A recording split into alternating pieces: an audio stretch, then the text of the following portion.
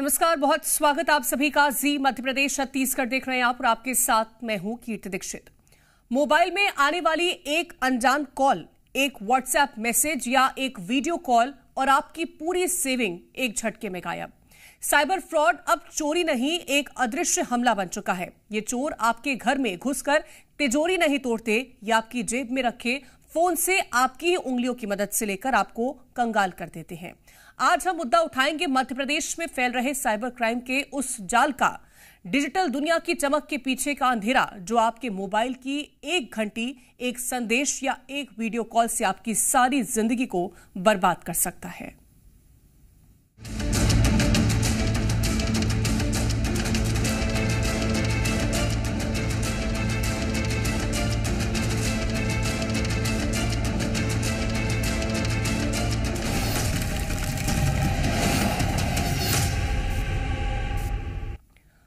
मध्य प्रदेश में cyber crime का ऐसा नेटवर्क फैला है जो मजदूर से लेकर रिटायर्ड बैंक मैनेजर तक हर किसी को अपने मकड़जाल में फंसा रहा है।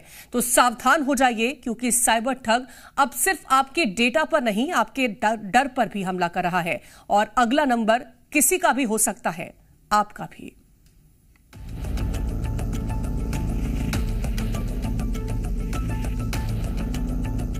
सावधान, जिस फोन का इस्तेमाल आप कर रहे हैं, कहीं वो आपको ठगी का शिकार न बना दे। मध्य प्रदेश के भोपाल से लेकर बैतूल और दमोह तक एक के बाद एक ऐसे मामले सामने आ रहे हैं जो चौंका देने वाले हैं और डराते भी हैं। केंद्र से लेकर राज्य सरकारें इस साइबर ठगी पर लगाम लगाने के लिए पूरी कोशिश कर रही है, लेकिन ये ठग अलग अलग तरीके से आपकी जेब पर डाका डालने के प्लान बनाते हैं। तरीका नंबर 1, हनी ट्रैप का जाल। दमोह में सरकारी स्कूल के शिक्षक को अचानक एक लड़की का वीडियो कॉल आया। उसे बिना कपड़ों में देख वो घबराए और उन्होंने कॉल तुरंत कट कर दिया। लेकिन असली ठगी यहीं से शुरू हुई। कुछ ही देर बाद उस महिला ने व्हाट्सएप पर कॉल किया और बदनाम करने की धमकी दी। मैं इंदौर से लौट रहा था तो किसी लड़की ने वीडियो कॉल लगाया। अच्छा, मैं समझ नहीं पाया, मैंने वो वीडियो कॉल उठाया तो उस पर वो बगैर कपड़ों की थी। तो मैंने जैसे ही देखा तो 1 मिनट बाद मैंने उसको काट दिया वीडियो को। शिक्षक डर गए, लेकिन अगला दिन उनके लिए और भी भारी साबित हुआ। अगले दिन ठगों ने दिल्ली क्राइम ब्रांच के नाम पर कॉल किया, शिक्षक को अंतरराज्य साइबर अपराध में फंसाने की बात कही, डिजिटल अरेस्ट बोलकर 1,38,000 रुपए की चपत लगा दी। आपका वीडियो शिकायत हुई है, वीडियो वायरल हो रहा है, आप संजय सिंह से संपर्क कर लिए, उसको हटवाइए, नहीं तो लाइफ बर्बाद हो जाएगी, जैसा वो कहें। ऐसा करके उनने कुल में उससे 1,38,000 रुपया, 38,500 रुपया जमा करा लिए। शिक्षक ने किसी तरह हिम्मत जुटाकर परिवार वालों से बात की, तब पता चला ये सब एक साइबर गैंग का जाल था। शिक्षक ने दमोह एसपी ऑफिस पहुंचकर शिकायत दर्ज कराई। शिक्षक हैं, उन्होंने ये आवेदन दिया था कि कोई अज्ञात वीडियो कॉल के माध्यम से उन्हें कॉल किया गया और न्यूड कॉल था वो वीडियो कॉल, और उनका उस समय कॉलिंग करते समय उनकी एक छोटा सा वीडियो बना लिया है अज्ञात साइबर जो क्रिमिनल्स हैं उन्होंने, और उसके बाद वो वीडियो को वायरल करने की धमकी देकर उनको अरेस्ट, डिजिटल अरेस्ट जो एक शब्द है उसको करके उनको 1.5 लाख रुपए उनसे ऐंठ लिए हैं। उनका आवेदन जाँच में ले लिया गया है और जाँच के बाद अगले वैधानिक कार्रवाई की जा रही है। तरीका नंबर 2, बैंक खाते से हेरा फेरी। बैतूल जिले में अब तक की सबसे बड़ी साइबर लूट का खुलासा हुआ। एक आदिवासी मजदूर विश्राम इवने की पासबुक अपडेट हुई, सामने आया उसके खाते से पूरे 2 करोड़ रुपए का लेन देन हो चुका है और उससे भनक तक नहीं। पुलिस अलर्ट हुई और फिर खुला हाई टेक फ्रॉड नेटवर्क का ऐसा जाल जिसने सबको हिला दिया। मेरे पति का खाते में पैसे निकालने गए थे मेरे पति और मेरी बेटी, तो मैनेजर द्वारा उनको पता चला कि मतलब तुम्हारे खाते में करोड़ों का लेन देन चालू है, तुम कौन से बिजनेस कर रहे हो, ऐसे बोले। तो वही मेरा पति बेहोश हो गया था सर, और हमको पता नहीं, वैसा मतलब लेन देन हो गया वहां से। जांच ने बैंक ऑफ महाराष्ट्र के 7 खातों से 9 करोड़ 84 लाख रुपए के संदिग्ध ट्रांजैक्शन की परतें खोली। जांच में बैंक कर्मचारी राजा चौहान का नाम सामने आया, जो गैंग को जरूरी दस्तावेज और गोपनीय जानकारी पहुंचा रहा था। उसकी निशानदेही पर पुलिस इंदौर पहुंची और वहां से अंकित राजपूत और नरेंद्र राजपूत को गिरफ्तार कर लिया। राजा चौहान पूरी जानकारी गैंग को देता था, जबकि इंदौर में बैठे दोनों आरोपी इन खातों का इस्तेमाल कर बड़े पैमाने पर साइबर ठगी कर रहे थे।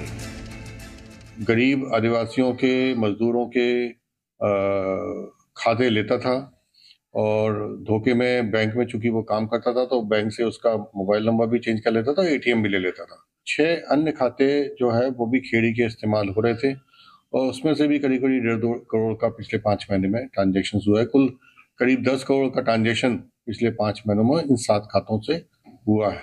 बैतूल के खेड़ी सावलीगढ़ निवासी एक मजदूर की शिकायत के बाद में पुलिस ने बड़ा साइबर ठग गिरोह पकड़ा है और इसके 3 आरोपी गिरफ्तार किए गए हैं।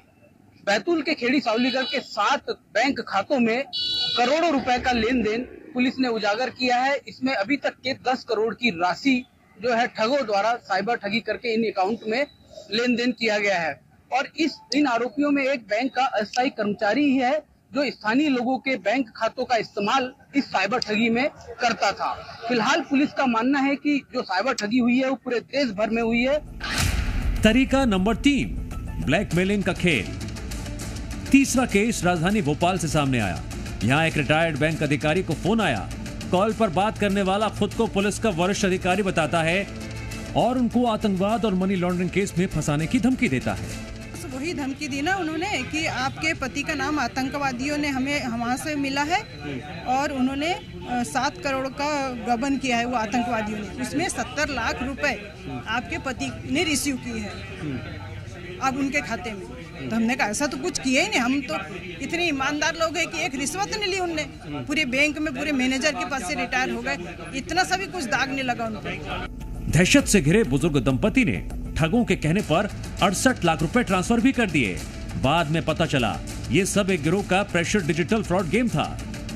कितने रुपए आपसे ले लिए गए? 68 लाख। 68 लाख? हाँ, 67 लाख 50 हजार। ये तीनों मामले एक ही बात साबित करते हैं, साइबर अपराध के तौर तरीके बदल रहे हैं, लेकिन शिकार वही बन रहा है जो डरता है, घबराता है या तकनीक को हल्के में लेता है। ऐसे में एक ही चीज हमें शिकार होने से बचा सकती है और वो है हमारी सावधानी। ब्यूरो रिपोर्ट, जी मीडिया। और ज्यादा जानकारी लेंगे, संवाददाता दीपक द्विवेदी हमारे साथ भोपाल से जुड़ गए हैं और रूपेश मंसूरे हमारे साथ बैतूल से हैं। सबसे पहले दीपक, मैं आप ही का रुख करना चाहूंगी क्योंकि जो साइबर अपराध के मामले हैं वो तो लगातार सामने आ रहे हैं। जिस तरह से भोपाल से मामला निकल के सामने आया है, क्या पूरा मामला है, विस्तार से इसको बताइएगा। जी बता दें कि लगातार भोपाल में साइबर अपराध के मामले सामने आ रहे हैं, जिसमें डिजिटल अरेस्ट की यदि हम मामलों की बात करें तो वह भी निकलकर लगातार सामने आ रहे हैं। भोपाल में दंपत्ति को 68 लाख रुपए ठग लिए जाते हैं। भोपाल के बाग मुगलिया क्षेत्र में पूरा घटनाक्रम होता है। वो बैंक पहुंचते हैं और वहां पर अपना पूरा स्टेटमेंट, किस तरीके से उन्होंने FD तुड़वाई थी और उसके माध्यम से उन्हें ये ठगी शपथ लगाई जाती। 4 करोड़ रुपये उन्होंने अवैध तरीके से लिए हैं, इस तरीके से उनको झांसा दिया जाता है और लगातार उन्हें डराया धमकाया जाता है। सबसे पहली बात यही है कि आपको डरना नहीं है, इनसे धमकना नहीं है और किसी भी तरीके से आपको पैनिक नहीं होना है, क्योंकि यह लगातार पुलिस के अधिकारी बनके ही ठगी का काम करते हैं। पर हमारे साथ पुलिस अधिकारी भी अभी मौजूद हैं, हम उनसे भी जान लेते हैं। सर, ये बाग मुगलिया क्षेत्र में हुआ ठगी 68 लाख रुपए की हो गई, तो कैसे बचा जाता है, इनसे आप क्या कहेंगे? जो डिजिटल अरेस्ट करके एक नया साइबर क्राइम का एक पैटर्न है, इस पैटर्न में लोगों को धमकी दी जाती है या लोगों के व्यक्तियों को, परिचितों को, यदि माता पिता है, कोई बुजुर्ग है तो उनको, क्योंकि बुजुर्ग लोग जो है तो न्यू या टेक्नोलॉजी से ज़्यादा परिचित नहीं होते, तो बोला जाता है कि आप इनडायरेक्टली किसी न किसी फ्रॉड में इन्वॉल्व हैं। तो जो सेंट्रल एजेंसी है, ED, CBI या कोई भी इन्वेस्टिगेशन एजेंसी है, तो उनके नाम पर उनसे ठगी की जाती है और ठगी करके उन्हें इस तरीके से डराया जाता है कि यदि आपने सहयोग नहीं किया, यदि आपने मुझे उन लोगों को जो भी फ्रॉडलेंट हैं उनको पैसे ट्रांसफ़र नहीं किए तो आपको तत्काल अरेस्ट कर लिया जाएगा। उन पर इस तरीके से मानसिक दबाव बनाया जाता है। जबकि जो भी हमारे भारत में जितने भी समस्त एजेंसियों के VNS, VNSS और जो भी प्रावधान, उसके तहत कभी किसी को डिजिटली अरेस्ट नहीं किया जाता। ऐसा कोई प्रावधान ही नहीं है। यदि किसी को अरेस्ट करना है तो उसको बाकायदा सूचना दी जाती है और फिजिकली उसको अरेस्ट किया जाता है। उसके घर वालों को, संबंधित को अरेस्टिंग के संबंध में विदिन 24 आवर सूचना भी दी जाती है। तो ये टोटली जो फ्रॉड है वो लोगों को डराकर उनके जो साइबर संबंधी ज्ञान है ज्ञान की कमी उसका फ़ायदा उठाकर, और कई ऐसे लोग हैं जो बैंकिंग सिस्टम को कम समझते हैं, OTP अपना शेयर कर देते हैं, इनडायरेक्टली कोई ऐसी लिंक है उसका यूज कर लेते हैं। व्हाट्सएप और जितने भी स्नैपचैट और स्काइपी टाइप के जो माध्यम है उससे वीडियो कॉन्फ्रेंस करके और इसका यूज दुरुपयोग किया जा रहा है। सर, क्या अभियान पुलिस इसको रोकने के लिए चला रही है? किस तरीके से जो अभियान की हम बात करते हैं अलग अलग जगहों पर, तो कैसे पुलिस जनता के बीच पहुंच रही है कि रुके? इसके संबंध में डिजिटल अरेस्ट के संबंध में समय समय पर एडवाइजरी जारी की जाती है, और पिछले महीने DGP MP महोदय द्वारा एक साइबर सिक्योरिटी के संबंध में एक पूरा मंथ में अवेयरनेस फैलाई गई थी, और उस अवेयरनेस के संबंध में बहुत ही अच्छा रिजल्ट रहा वो, और लोगों को जागरूकता मिली। और लोगों से यही अपील है कि डिजिटल अरेस्ट संबंधी ऐसा कोई कुछ भी चीज़ नहीं होती। यदि किसी को अरेस्ट किया जाएगा तो बिल्कुल फिजिकली किया जाता है, आपको सूचित करके किया जाता है। आपको बिल्कुल भी दबाव में, डर में नहीं आना है। यदि आपने कोई गलत काम नहीं किया है तो बिल्कुल भी नहीं डरना है। यदि आपको लगता है कि इनडायरेक्टली किसी न किसी ने किया है, आपको ऐसा भय आपके परिचितों के नाम पे भयभीत किया जाता है, तो आपको अपने संबंधित थाने या साइबर क्राइम की हेल्पलाइन 1930 पे कांटेक्ट करना है और बताना है। यदि आपको लगता है कि आपके बैंक अकाउंट से कुछ पैसे चले गए हैं या बैंक अकाउंट का दुरुपयोग हुआ है, तो आपको तत्काल अपने संबंधित बैंक के हेल्पलाइन में जाकर अपने बैंक अकाउंट को फ्रीज करा देना है, और फ्रीज कराने के साथ ही साइबर क्राइम में कंप्लेन करनी है, और जो भी आपका नज़दीकी थाना है उधर जाकर संपर्क करना है। इनकी जाल में, बातों में, इनके लुभावन में या इनके द्वारा जो भी आपको भयभीत किया जाता है उसमें बिल्कुल भी नहीं आना है। ये कहीं ना कहीं आपको ऐसे फर्जी पुलिस ऑफिसर CBI CID बनकर डराते हैं, जबकि ऐसा बिल्कुल भी नहीं होता। तो जनता से यही विनम्र अपील है कि इनके बहकावे में बिल्कुल ना आए, और बिल्कुल डटकर और बिल्कुल सामने आए, ताकि ऐसे कंप्लेन आती है जैसे आपके द्वारा बताया गया तो पुलिस उस पर बिल्कुल एक्शन लेती है, रिकवरी भी होती है, और उन लोगों को जेल भी पहुंचाया जाता है। क्या प्रोसीजर क्या रहता है सर पुलिस के? यदि हम प्रोसीजर की बात करें तो क्या प्रोसीजर रहता है पुलिस? इसमें जो अभी साइबर क्राइम अवेयरनेस के तहत तो साइबर क्राइम को लेकर बहुत ही ज़्यादा जागरूकता है। इसके संबंध में सेंट्रल मिनिस्ट्री द्वारा भी कई पोर्टल बनाए गए हैं, तो इसके लिए लोग घर बैठे साइबर क्राइम के पोर्टल पर अपनी शिकायत रजिस्टर्ड करते हैं, और वो डिजिटली ट्रांसफ़र हो जाती है संबंधित थाने में, और या चाहे तो नज़दीकी थाने में जाकर, हर थाने में, भोपाल के हर थाने में साइबर डेस्क बनी हुई है, तो आप डेस्क में जाकर भी पर्सनली कंप्लेन कर सकते हैं, और विदिन बिल्कुल 24 आवर आपका जो अमाउंट है वो फ्रीज कर दिया जाता है और कार्रवाई होती है। सर, जैसे मेरे साथ ठगी हो गई है, तो यदि मैं पुलिस के पास कंप्लेंट कराता हूँ, पुलिस FIR रजिस्टर्ड कर लेती है, उसके बाद क्या पुलिस की प्रोसेसिंग रहेगी? जैसे रजिस्टर्ड FIR रजिस्टर्ड हो जाती है, तो जिस भी अकाउंट से लेन देन हुआ है, या जिस भी मोबाइल नंबर या जिस भी सोशल मीडिया साइट वीडियो या उसका यूज हुआ है प्लेटफॉर्म का, उससे हम संबंधित जो भी फ्रॉड करने वाला है उसकी जानकारी एकत्रित करते हैं, और जानकारी एकत्रित करने के बाद हमारी तकनीकी टीम, जो भी टेक्निकल टीम है, तो उसकी लोकेशन वगैरह सब, उसका सोर्स क्या है, ये सब पता करते हैं। हमारी एक्सपर्ट टीम लगी हुई है, और फिर करके उसको आइडेंटिफाई किया जाता है, और हम लोग बैंक अकाउंट भी फ्रीज करवाते हैं ताकि इसका फर्दर मिसयूज ना हो पाए, और उसके बाद उसको अरेस्ट करने के लिए जो भी प्रोसीजर है टेक्निकली वो करके उसको अरेस्ट करते हैं। तो सावधानी पुलिस जो टेक्निकली प्रोसीजर का उपयोग और क्या प्रोसीजर रहता है अगर आप साइबर ठगी के शिकार हो जाते हैं, उसको लेकर के भी हमने आपसे जानकारी साझा की है। मैं लौटूंगी आपके पास दीपक। हमारे साथ है शोभित चतुर्वेदी जी, जो कि साइबर एक्सपर्ट है। बहुत स्वागत है शोभित जी आपका। शोभित जी, अगर किसी व्यक्ति को कोई ऐसी कॉल आती है जिसमें उससे तमाम तरह की चीजें या फिर उसे डराने धमकाने की कोशिश की जा रही है, तो कैसे एक व्यक्ति इस बात को समझ सकता है कि ये उसके साथ फ्रॉड किया जा रहा है? क्या ऐसे संकेत हो सकते हैं? देखिए, सबसे बड़ी बात है कि आज आप चाहे टीवी पे देखें, चाहे करोड़पति में देखें, चाहे रेडियो पे सुने, पेपर में सुने, या जहां भी जाए, डिजिटल अरेस्ट के बारे में इतनी ज्यादा अवेयरनेस अब मार्केट में हो गई है। इवन आपके रिंग बैकटोन भी इसके लिए चालू कर दी गई थी। तो सबसे मेन चीज है, लोगों को समझना चाहिए कि पुलिस कभी भी, या कोई भी सरकारी प्रशासन, कोई भी, ये कभी भी आपके मोबाइल पे कॉल नहीं करते हैं, या आपको कभी व्हाट्सएप कॉल नहीं करते हैं। तो लोगों को सबसे पहले तो यही समझना चाहिए कि व्हाट्सएप कॉल पे दूर रहे, और अगर ऐसा कोई कॉल आता है उसको डिस्कनेक्ट करके sanchar-sathi.in पे ये कंप्लेन कर सकते हैं, और इसी से ये बच सकते हैं, क्योंकि जहां अवेयरनेस होगी वही इन लोग बच पाएंगे। और अवेयरनेस के लिए सरकार को लगातार कुछ ना कुछ मुहिम चलानी पड़ेगी, जिसके तहत जागरूकता बनी रहे, लोग जानकारी रखें, हैमरिंग बार बार करनी पड़ेगी, चाहे स्कूल कॉलेज हो, चाहे कहीं भी, लोगों के साथ मिलकर बात करके समझाना पड़ेगा, खासतौर से वृद्धजनों को, कि ऐसा करने से ऐसी चीजें हो सकती हैं। जी, एक और ये बताइएगा कि आखिर क्योंकि आपने कई ऐसे मामले देखे होंगे, सबसे ज्यादा सॉफ्ट टारगेट कौन रहता है साइबर क्राइम जो करते हैं उनके टारगेट पर? अभी जो सबसे ज्यादा क्राइम जो रेट अभी दिख रहा है, वो अभी जो रिटायर्ड लोग हैं उनके ऊपर बहुत तेज ये लोग अटैक करने की कोशिश कर रहे हैं। एक तो इनका जो लाइफ सर्टिफिकेट है उस मामले में अभी ये जनगणना के मामले में प्लस डिजिटल अरेस्ट। ठीक है, मैं लौटूंगी आपके पास, कुछ तकनीकी खामी है और मैं रूपेश मंसूरे का रुख करना चाहूंगी। बैतूल से रूपेश हमारे साथ जुड़े हुए हैं। रूपेश, क्योंकि ये जो पूरा मामला सामने निकल के आया ठगी का, इसमें कार्रवाई तो देखने को मिली है, लेकिन अगर मामले को समझा जाए तो क्या इनकी तरफ से पूरी ये प्रक्रिया अपनाई गई थी जिसके चलते इन्होंने इस तरह की ठगी की वारदात को अंजाम दिया?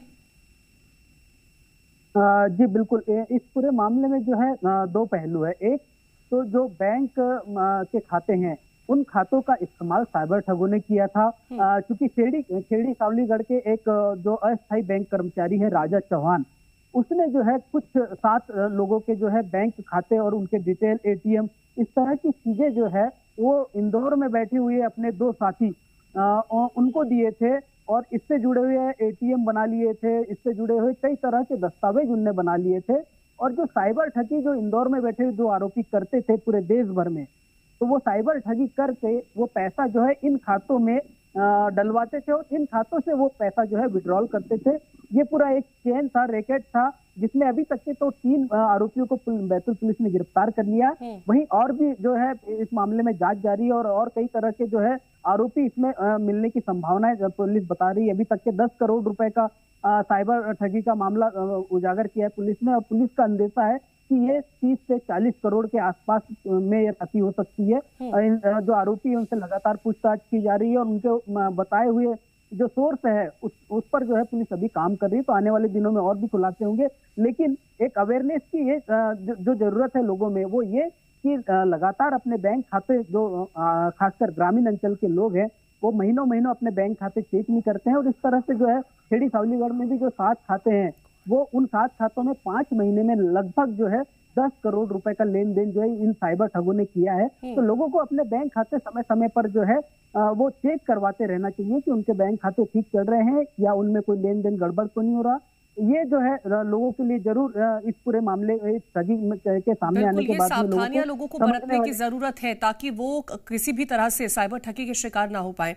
और शोभित चतुर्वेदी जी भी हमारे साथ एक बार फिर से जुड़ गए। शोभित चतुर्वेदी जी, क्योंकि जिस तरह से अगर कोई व्यक्ति साइबर ठगी का शिकार हो जाता है तो सबसे पहला कदम उसे क्या उठाने की जरूरत है ताकि जिस तरह से भी वो शिकार हुआ है, जितना पैसा उसने गंवाया है, उसको कहीं ना कहीं सेफ एंड सिक्योर किया जा सके? देखिए, सबसे पहले तो ये है कि अगर ठगी हो जाती है तो नजदीकी थाना या फिर 1930, और अगर ऐसा लगता है 1930 पे कॉल नहीं लग रहा है, बहुत लंबा क्यू लगता है उसमें भी, तो आप cybercrime.gov.in इस वेबसाइट पर जाके अपनी कंप्लेन ऑनलाइन दर्ज करा सकते हैं। कंप्लेन अगर आप 4 घंटे के अंदर दर्ज कराते हैं तो आपका फायदा ये है कि जो आपका फाइनेंशियल ट्रांजेक्शन हुआ है वो जल्दी ट्रैप होगा और वो पैसा ऑन होल्ड पे जाएगा, और जो जिस अकाउंट में वो पैसा गया वो सारे अकाउंट फ्रीज हो सकते हैं, जिससे हमारा पैसा आने की संभावना बहुत ज्यादा बढ़ जाती है।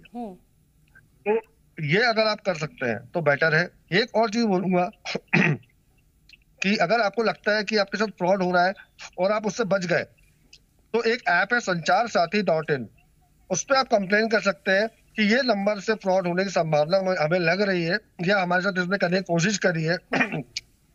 तो sancharsaathi.in गवर्नमेंट का ही पेज है, वो उस नंबर की स्क्रूटनिंग करके उसको बंद कर देगा, जिससे वो आगे किसी और के साथ लूट ना कर सके। बिल्कुल, तो बेहद महत्वपूर्ण ये जानकारी है जो आपने दी। और दीपक, क्योंकि ये जो मामला निकल के सामने आया है, अगर कार्रवाई की बात करें तो अभी तक कार्रवाई क्या देखने को मिली है, क्या ताजा अपडेट है? जी बता दें कि इस पूरे मामले में अभी बैंक को सूचना दी गई है। बैंक अब इस पूरे मामले में किस खाते में गया है, अब इसकी डिटेल पुलिस को सौंपेगा। फिलहाल अभी जो पुलिस है वहाँ की थाना पुलिस को तो सूचना नहीं मिली है, और इसके अलावा हम बात करें तो उन्होंने साइबर अपराध को यह सूचना दी है और साइबर अपराध के जो अधिकारी हैं अब इन्हें ट्रेस करने में जुटेंगे। एक पहला मामला नहीं, इनके साथ 68 लाख रुपये की ठगी हुई। इससे पहले भोपाल के ही अयोध्या नगर के रहने वाले रिटायर्ड वो भी अधिकारी थे PWD डिपार्टमेंट में, उनके साथ भी 68 लाख रुपये की इसी तरीके से ठगी की गई थी। उन्हें तो करीब 3 महीने तक इसी तरीके से डिजिटल अरेस्ट रखा गया था। इनसे 2 दिन में उनकी तमाम एफडीआर तुड़वाकर इस तरीके से वारदात को अंजाम दिया गया और 68 लाख रुपए की ठगी कर ली गई।